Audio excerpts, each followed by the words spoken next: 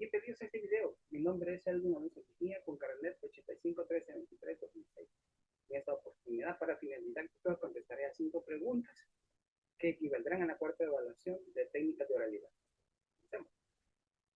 Antes, vamos a dar los datos que competen al hecho en concreto, que es el señor Nahum Alejandro Fernández, imputado, a quien se le atribuye el delito de feminicidio imperfecto o tentado tipificado en el artículo 45, inciso A, de la Ley Especial Integral Una Vida Libre de Violencia para las mujeres. Esto es en relación con el artículo 24 y 68 del Código Penal, en perjuicio de la señora Marina Josefina Gómez de Fernández. Dicho esto, vamos a estudiar la teoría del caso de fiscalía. La teoría del caso de fiscalía ofrece probar una conducta dolosa y misógina del señor Nahum, el cual tiene en reiteradas ocasiones un cuadro de violencia, manifestado en diferentes episodios, un mal genio e intolerancia hacia los demás. Fiscalía pretende probar en el juicio que la víctima tiene lesiones físicas y psicológicas y también su círculo familiar es afectado a raíz de la violencia ejercida por el señor Nahum. Según el dictamen de acusación, fue admitida una prueba documental. Entonces, se acredita a través de una certificación del Hospital Buena Vida las lesiones detalladas que fueron causadas hacia la víctima, la señora Marina. La Fiscalía cuenta con la certificación de violencia intrafamiliar remitido por el Tribunal Sexto de Familia de la Libertad y la certificación de partida de matrimonio del señor Nahum y la señora Marina. En estas pruebas, la Fiscalía pretende probar los hechos de violencia con anterioridad del agresor. La Fiscalía cuenta para probar su teoría del caso con el testimonio de la señora Marina, que aparte de ser víctima, es testigo presencial. También Fiscalía tiene prueba pericial del examen psicológico que se le realizó a la señora Marina. Y la teoría del caso fiscal pretende desvirtuar la teoría del caso de la defensa, ya que la defensa ofrece el testimonio de descargo de la señora Blanca Fernández y en la mano del señor Nahum, lo cual la Fiscalía con las pruebas presentadas pretende una sentencia condenatoria de acuerdo al artículo 349 del Código Procesal.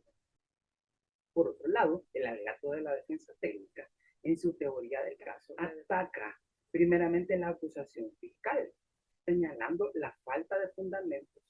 Bajo el principio de la comunidad de la prueba, la defensa técnica afirma que la declaración de la víctima carece de respaldo, planteando así una narración de los hechos diferente a la de Fiscalía. Plantea que las lesiones que la señora Marina tiene es por ingerir bebidas alcohólicas y al encontrarse en estado de ebriedad, cae por las escaleras y después el señor Nahum la levanta, la lleva al cuarto.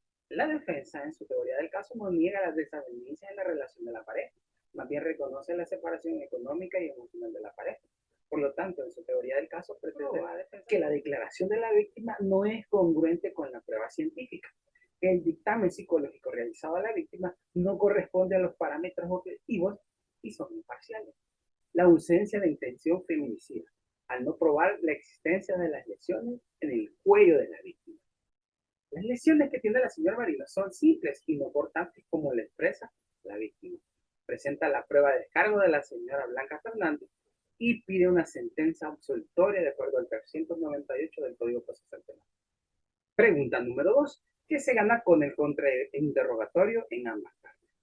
En el contrainterrogatorio de la defensa se constató que el testigo tuvo lesiones, al punto de quedar inconsciente y que no tenía la capacidad de saber cómo se habían causado las lesiones en el. De igual manera, ella había ingerido bebidas alcohólicas privándola de su razón. Por otro lado, la defensa tuvo que desvirtuar que las lesiones causadas en el brazo izquierdo fue con anterioridad y que lo vertido en su declaración no era congruente con lo registrado en su declaración.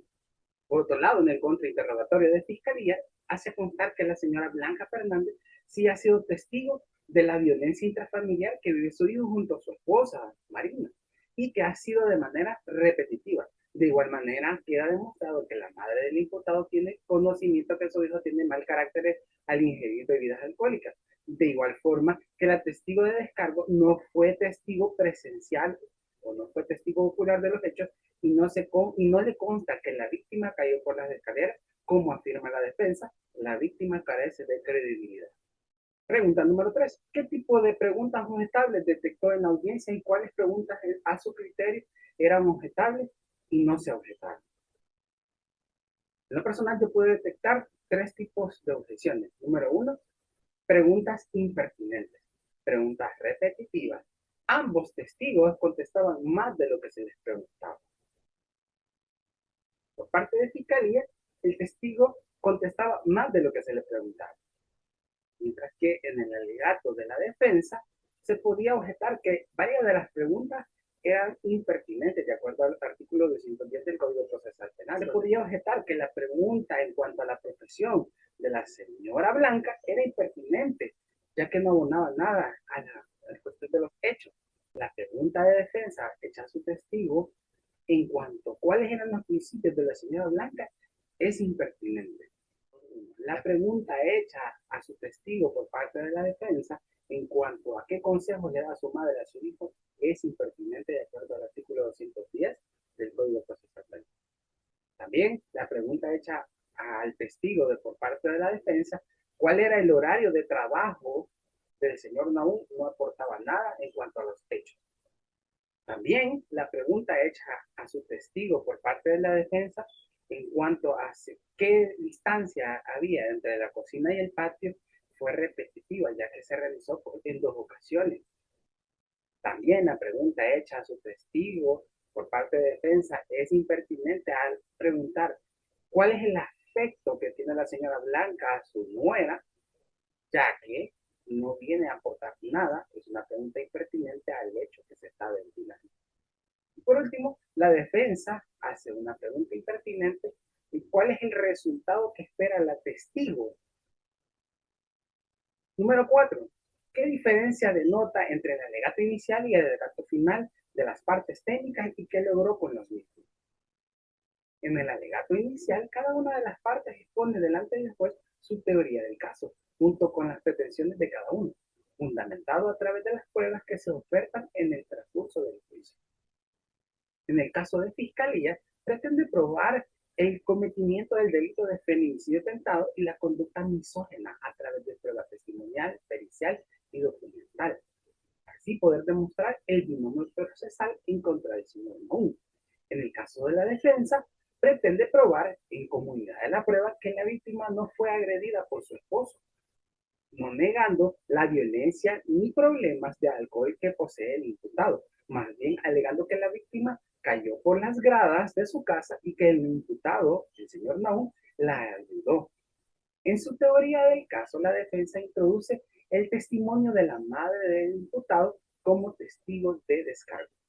Por otro lado, en el alegato final se pretende ratificar las pretensiones que a un inicio se realizaron en el alegato inicial, siendo robustecidas dichas pretensiones con las diferentes pruebas desfiladas en audiencia.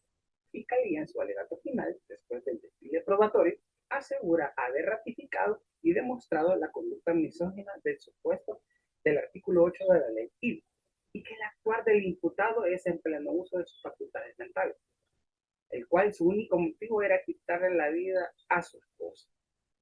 Y que su actuar fue frustrado por la intervención de sus hijos, y por lo tanto el imputado desistió de sus acciones. Con prueba documental en la certificación de matrimonio se probó el vínculo matrimonial y la vulneración cometida en contra de la víctima durante el periodo de tiempo del matrimonio.